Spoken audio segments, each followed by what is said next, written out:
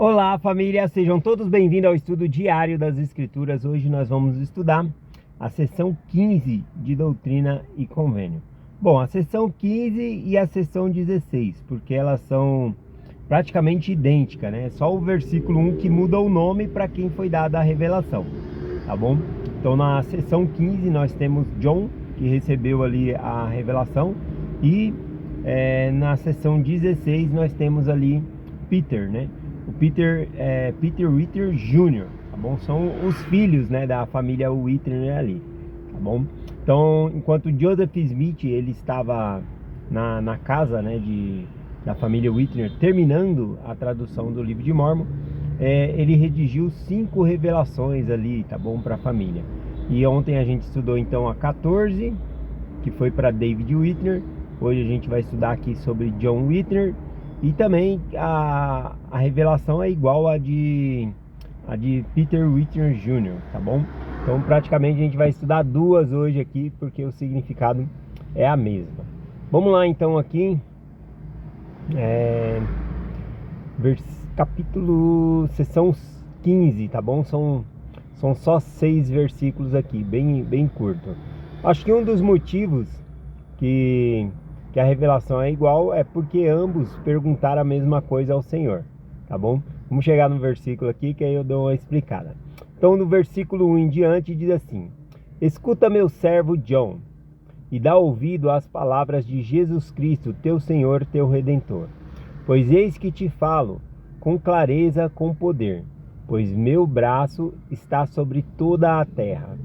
Dir-te-ei aquilo que nenhum homem sabe, a não ser eu e tu somente, pois muitas vezes desejaste saber de mim o que seria de maior valor para ti. Eis que abençoado és por isso, por teres declarado minha palavra, que te dei de acordo com os meus mandamentos. Então, um ponto interessante aqui é que muitas vezes ele procurou saber pelo Senhor qual que seria a coisa de maior valor para ele, né? E isso é muito interessante, porque muitas vezes a gente já tem as nossas preferências, os nossos gostos e aquilo que nós gostamos de fazer. E a gente ora buscando isso, né? Mas aqui não, aqui John e também no caso aqui Peter, né? Eles buscam por meio do Senhor para saber o que é melhor, né? O que é aquilo que é de maior valor para mim. Bom, dando outro exemplo, seria assim: Deus, ele sabe muito melhor o que é para mim do que eu sei o que é para mim mesmo. Então Deus, ele conhece eu melhor do que eu mesmo, tá bom? Deus nos conhece melhor do que nós mesmos nos conhecemos. E também ele sabe o que é melhor para nós do que qualquer outra coisa no mundo. Então, algo interessante, né, na mensagem de ontem, na revelação 14, a David Whitner falou ali sobre a oração, que inspirado pelo Espírito Santo, que inspira o que dizer, né? Por meio do Espírito Santo que inspira o que dizer. E ali eu dei início a um estudo falando, né, que lá passando por Romanos 28, né, fala 26 ali, Romanos 28, versículo 26, se eu não me engano, falando que a gente não sabe pedir como convém, né? Que por isso que o Espírito intercede por nós.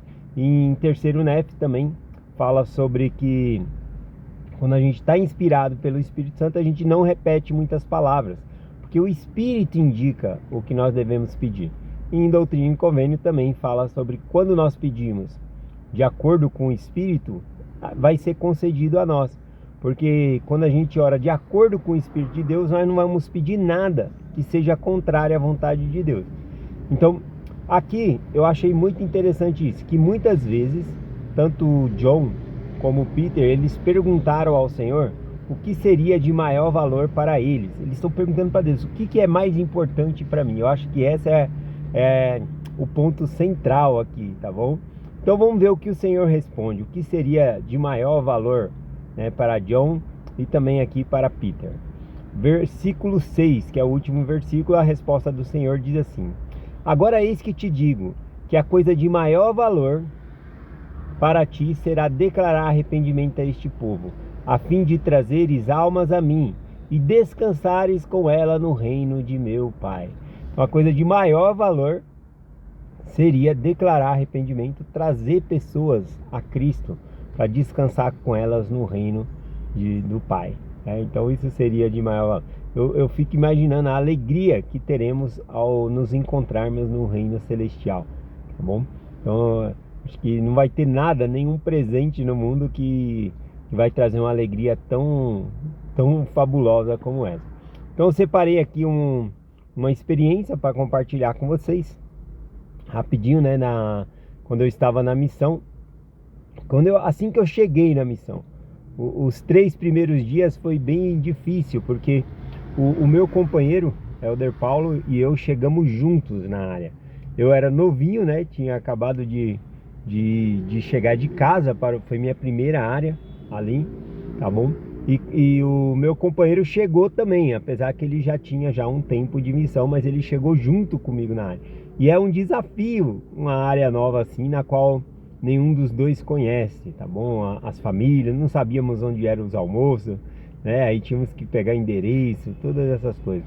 Em falar nisso, a Sister Claudiano foi transferida essa semana, né? Inclusive está abrindo uma área também, é um desafio, né? Era uma área que não tinha sisters, e agora então ela vai para essa área aqui. Já foi, né? Já foi na segunda-feira que ela já foi transferida, né? Foi para próximo de Belém ali. Bom, enfim, ela chegou nessa área e aí é uma área nova e tem os desafios. Assim como eu tive também os desafios na área nova, não conhecendo os membros, né? Para achar os almoços era difícil, todos esses desafios. Mas o mais difícil é que não tinha um livro de área que tinha um grupo que já estava sendo ensinado. Então era mais difícil achar pessoas para ensinar, tá bom? Só tinha uma família que toda vez eu passava lá com o meu companheiro, tá bom? Nós passávamos nessa família, mas eles nunca estavam, né? O marido nunca estava em casa, a gente acabava não entrando. E eu tava perguntando para mim ali na missão, o que eu tô fazendo aqui? Esse sentimento, não que eu fosse voltar para casa ou que eu não estivesse gostando da missão. Eu queria que tivesse significado aquilo para mim, poder ajudar as pessoas. E como eu não tinha um grupo de ensino, não tinha ninguém ali que eu sentisse que eu estava ajudando, eu me senti um pouco deslocado ali naquele momento. Bom, enfim, depois de 3 dias, né, tentando encontrar esse marido, né, o esposo em casa ali, a gente conseguiu ali no 3º dia. E foi uma experiência muito gratificante para mim, porque após, né, nós estávamos ali ensinando, a situação era a seguinte: a esposa era membro, né, da igreja, mas o esposo não era membro. E de vez em quando já iam missionários lá ensinar eles, tá bom? Ensinar eles ali para ajudar ele, fazia meta, mas fazia muito tempo já e ele não queria fazer o compromisso do batismo, nada disso. E aí então naquele dia, né, nós conversando, ele pegou e abriu o coração dele falando: olha, eu não quero me batizar porque eu não sinto desejo agora, então eu não vou me batizar. Já passou várias duplas antes de vocês e tal. E antes dele falar essas palavras, eu já estava sentindo o desejo. Compartilhe o seu testemunho com ele, né? E eu peguei, na primeira vez que eu senti aquilo, eu não falei, porque ele disse aquelas palavras, né, que não queria mais, né, que não precisava voltar mais na casa, tudo. Mas enquanto ele estava falando isso, novamente eu senti, né, presta o seu testemunho para ele.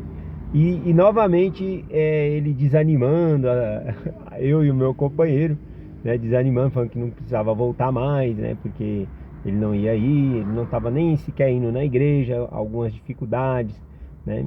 Então ele falou isso e aí me desanimou de novo de compartilhar o testemunho. E enquanto ele estava conversando com meu companheiro compartilhando algumas escrituras ali com eles, eu fiquei olhando a família, né, a linda família dele, ele, a esposa dele, os 2 filhos pequenos ali, e eu fiquei imaginando aquela família na igreja. E enquanto eu estava naquela cena, né, na minha mente ali, novamente veio o Espírito, né, e eu senti: presta o seu testemunho. Só que nessa hora veio tão forte, né, que eu já comecei a lacrimejar. E eu fui por obediência, eu prestei o testemunho por obediência ali naquele momento, porque eu não achei que iria surtir algum efeito. E ao compartilhar o testemunho, né, no final do testemunho eu estava em lágrimas, né? Eu compartilhei sobre a minha conversão quando eu fui batizado. E quando eu terminei o testemunho, eu vi que ele também, né, estava muito emocionado. E aí então a esposa dele pegou e falou: "Tá vendo bem? E você não vai se batizar?" E aí, para surpresa de todos ali, ele falou: "Eu vou me batizar." E a partir daquele momento, então, ele fez a meta e, e chegou, né, na época do batismo, e ele foi batizado. E aquela experiência para mim foi tão grandiosa no começo da missão ali. Conforme eu falei, os primeiros 3 dias da missão eu pensava: o que que eu tô fazendo aqui, né? Eu não estava sentindo que eu estava ajudando alguém. Mas após a experiência com essa família, tudo mudou na minha missão, né? Eu senti que eu estava ajudando e que tinha propósito eu estar ali. Então foi muito bom que foi logo no começo, né, da missão que isso ocorreu, essa experiência, tá bom? Então esse testemunho que eu compartilho com vocês e essa aula, dizendo que a coisa de maior valor, né, que o Senhor revelou aqui para John e para Peter Whitney é levar almas ao Senhor. Muitas pessoas, né, ficam pensando em diplomas.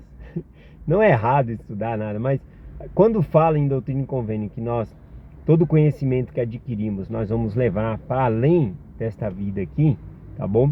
Eu acredito que são mais conhecimentos de fé, de coisas. Não quer saber de química, matemática, porque o nosso cérebro ele vai ser diferente, né? Não vai ter algo que a gente não vai aprender. O aprendizado vai ser completamente diferente. Então eu acredito que quando essa escritura fala sobre todo conhecimento a gente vai adquirir e levar, acredito que são essas experiências de fé, aumentando assim a nossa fé, tá bom? E aqui, né, conforme falando, levar almas a Cristo. No semana que vem, nós vamos estudar a sessão 18, que vai falar o valor da alma, né? Quanto vale uma alma para o Senhor? Quanto vale uma alma para mim? Qual é o valor que você dá às pessoas? Então, a gente vai poder aprender um pouquinho sobre isso. Mas voltando sobre a questão da preocupação das pessoas, né, em voltar com conhecimento secular, com 5 diplomas de universidade, eu acredito que o mais importante, e essas coisas vão parecer nada diante de Deus, quando nós chegarmos lá, ou uma mãe chegar com os filhos e falar: olha aqui, meu pai, eu trouxe aqui meus 5 filhos, ao invés de 5 diplomas, eu trouxe aqui o meu filho. Então a coisa de maior importância para nós é realmente levar almas a Cristo. E essa simboliza nossa família, né? Então essa revelação não se implica a obra missionária somente, mas sim qualquer trabalho que nós fazemos no Evangelho para ajudar as pessoas a se fortalecer na igreja, tá bom? A fazer convênio com o Senhor. Seja na cidade de Socorro, Cordiel, rapazes, moças, professores na escola dominical, todos os esforços, né, devem ser dirigidos para ajudar as pessoas a vir a Cristo, tá bom? Para descansar com elas no reino do Pai. Então é essa a mensagem que eu compartilho hoje com vocês, em nome de Jesus Cristo. Amém. Até amanhã.